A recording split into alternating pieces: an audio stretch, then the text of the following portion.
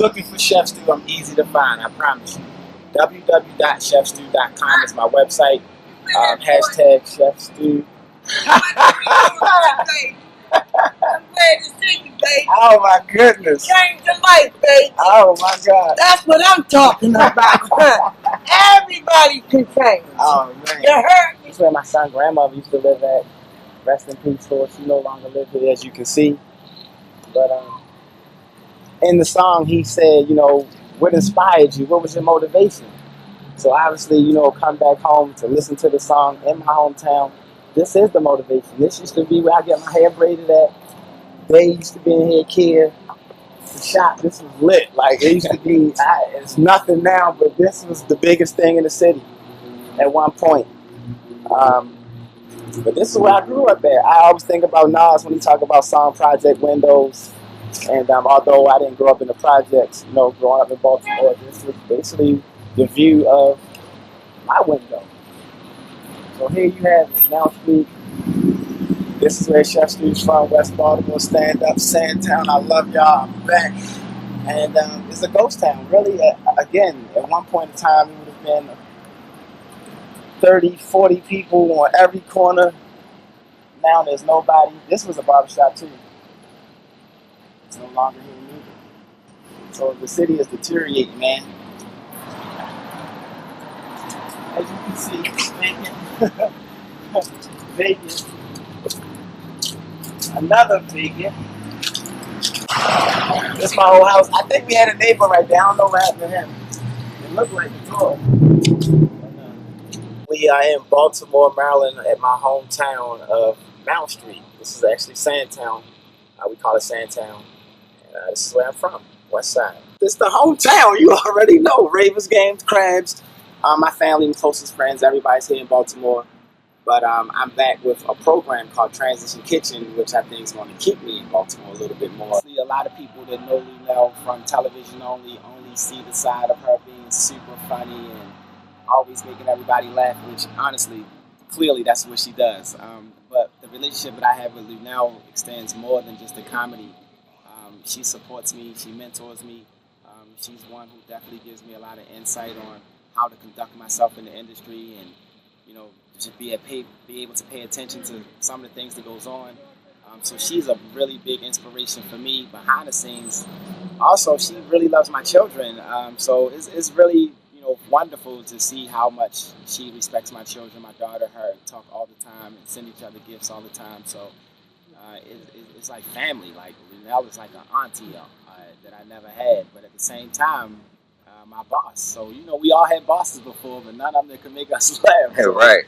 That's a win. it's not a job when you love what you do, right? Exactly. You know, obviously, I had no idea where this culinary thing would take me. I grew up watching Lunel on BET and seeing her in movies, and never thought that I would actually have a chance to meet her, let alone become her chef. So, you know, what can I say? What can I say? Obviously, we all know the street side of Baltimore. So I grew up in one of those houses where the kids ran the household. I had an older sister. She could cook a little bit, have a younger brother. And what really actually kind of inspired me would be my mother initially had moved us out of the city into the county. We grew up in Baltimore County for a little while. And we used to come into the city on the weekends and go to my grandmother's house. And you know, my grandmother, I got 13 aunts and uncles, you know, all kinds of cousins. So throughout the weekend, everybody would stop through grandma's, and she just really, to me, was a short order cook and was just cooking around the clock. I got a chance to eat all kinds of stuff. So, you know, we all love our grandmother food. And then I would go back home, and then my mother talk about order a pizza or go get some TV dinner. And I'm like, we just had steak, fish, and stewed tomatoes with roasted corn and lumpy mashed potatoes. And now you talking about some oodles and noodles. Got on the phone with grandma, and she used to just walk me through things. So I would just really just want to cook so that I know how to cook and eat a good meal than us having to eat some BS sometimes. And it backfired on me because my little brother, he honestly started to boycott my mother's food and always be like, let Robert do it. So I ended up having to cook for me and my little brother. And from there, I ended up going to culinary school. And then the rest is history. But secretly, I've always been a chef. So that's what's up. So you took a passion and then mix that with a drive and became you right now? You know, it's a book called The Purpose Driven Life, you know, Success Principles. There's another book, Think and Grow Rich. There's a term I speak on a lot. You know, I do a lot of motivational speaking to try to inspire people and share my story. Well, there's a term called the shotgun approach. And what the shotgun approach really is it's like a person who tries to do multiple things. And in a lot of times in our community, we feel like this is quote unquote hustling. You know, I got my hands in the music, the t-shirts, I got this going on, and it do sound great for conversation, but successful people don't really move like that. They have a definitive aim for one thing and one thing only. So I was using the shotgun approach. You know, I was doing all kinds of things, and I didn't have that definitive aim. So I just thought about what's the one thing that I really wanted to do, and it just tied all into, like you said, me being myself. You know, cooking was definitely something that I really knew how to do. I was already certified in it. I knew I was a people's person. I'm real neat and clean behind the scenes, and these are all good characteristics of the food industry. So when I did like a little inventory of my life, I just realized that I'm gonna go after the food thing with everything that I got. And I allowed the one thing to become several other things, which you'll find out as you go on your journey. So that was what it was, man. So make sure that you guys get the definitive aim and get rid of the whole I got my hands in 10 things popping. That's not good. All right. So what's it like living in LA though?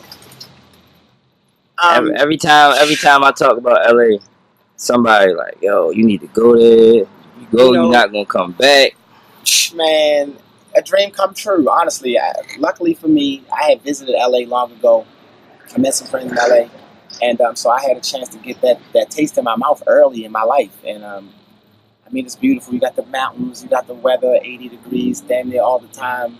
The opportunity to drive an hour this way and go surfing, the opportunity to drive 2 hours that way and go skiing. I mean, all in the same day. It's big. It's a lot to do. It's beautiful. I mean, the people there, it's just a whole nother world. So visiting and learning how much it costs to live there, I thought that, you know, maybe this would just be a vacation spot. It was great. I would love to show as many people as possible about LA. But who would know years later that I would be in a position that I would be able to live in LA. So that just kind of was just something to just let me know, never say never, and you never know how things will work out. So it's magical to know that I live a place that I thought that I wouldn't even be able to afford to live. It's now my home. So I'm loving it. I'm loving it. I'm loving it. When you get to Cali, you start to need stuff you never needed before. Like, hey, Rob, you got a wetsuit? Like, I never needed a wetsuit. Do I need one? Like, oh, yeah, you need a wetsuit. You got boat shoes? Like, nah, I need boat shoes. I needed wetsuits. I needed a boogie board. Like, it was just so much stuff. I didn't have skis. So, yeah, when you move to Cali, make sure you get your money right, because it's going to be so much stuff to do that you're going to need all this stuff to do it. And if you ain't got the stuff to do it, you can't go. Yeah, that's stuff people don't even think about. I didn't either. That's what I'm telling you. So get your tennis rackets now, get your fish racket now, go get your bike now, go get your helmet now. Get all of that. Get everything right now. So when I met you, which was just a couple days ago, you mentioned how important it was to come back. Why is it so important to you to come back home?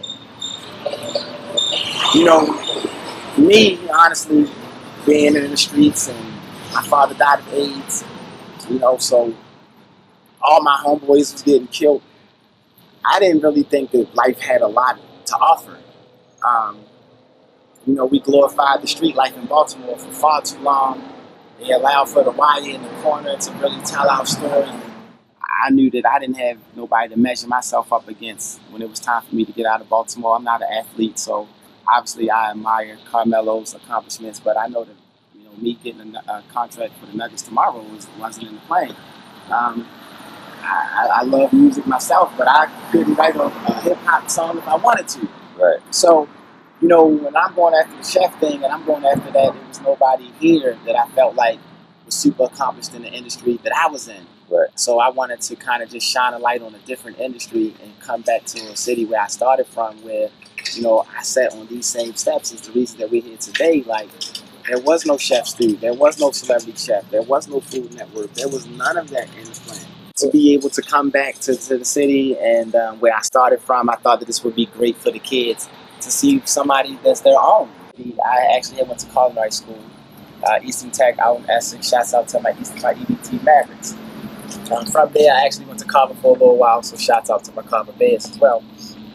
But the thing about it is, when I left here, I went to Atlanta and I worked with some staffing agencies. I had no idea how the staffing agencies really worked. But come to find out, this is really the biggest magic for me. Napoleon Hill says your greatest success moment only comes after your biggest disappointment.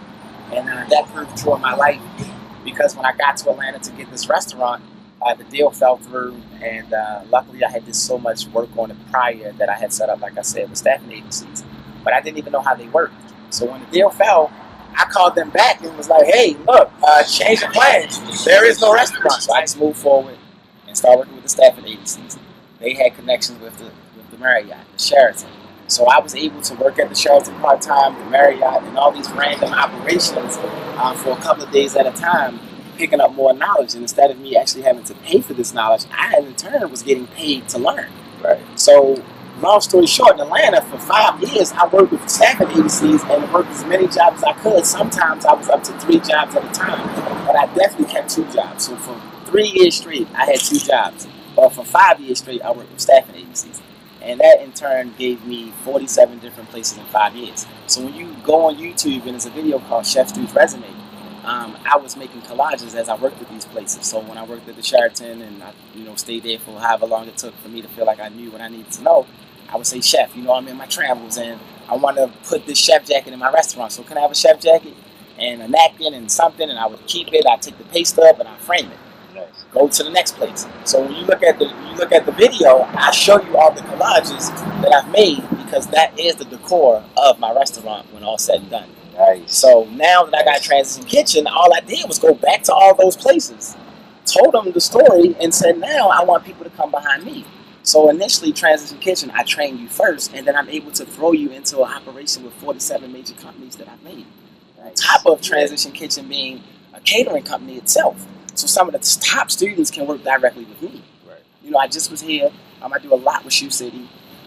They had me to do the Fendi X Rihanna fashion show release, and I'm on Diamond Mall. They had me do the Emery Jones hat release of a New Era hat, the Be More Not Less hat.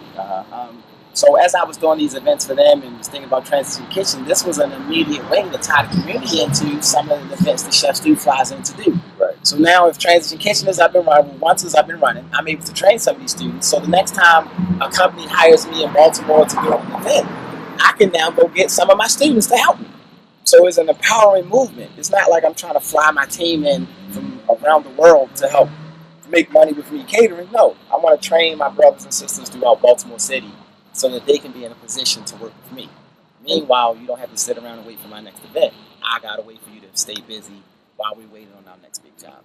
They gave me a $50,000 scholarship. So immediately, once Transition Kitchen is up and running, 1 year into the program, I'm able to pick my top student and say, here's a gift from Stafford University.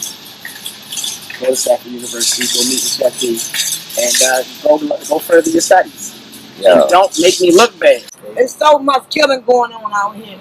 And I'm glad you got a good job and you're doing you, baby. And you look good.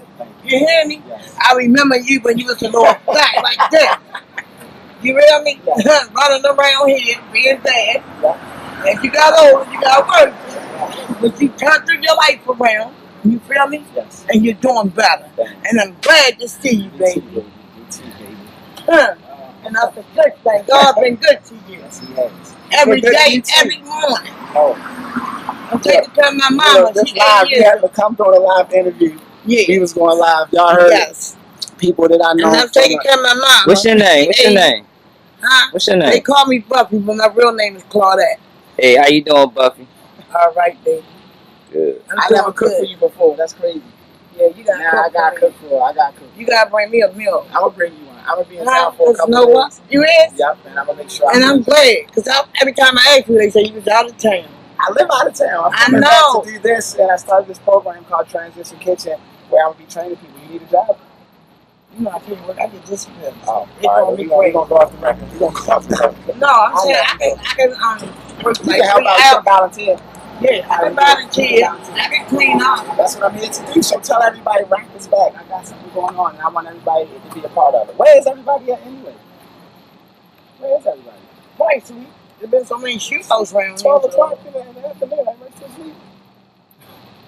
Yes. He was my son before I even had kids. I had to chase him. I had to chase him. Nothing but love for you, baby. Let me see, you still dance? You still be dancing? Hell yeah, I think You still dance? You cut up? Hey! Whoa! And I'm 53 years old, about to be 54 next month. Hey! God allow me to see you. Happy birthday! Hey! Hey! Hey! Hey! Got it! Ah!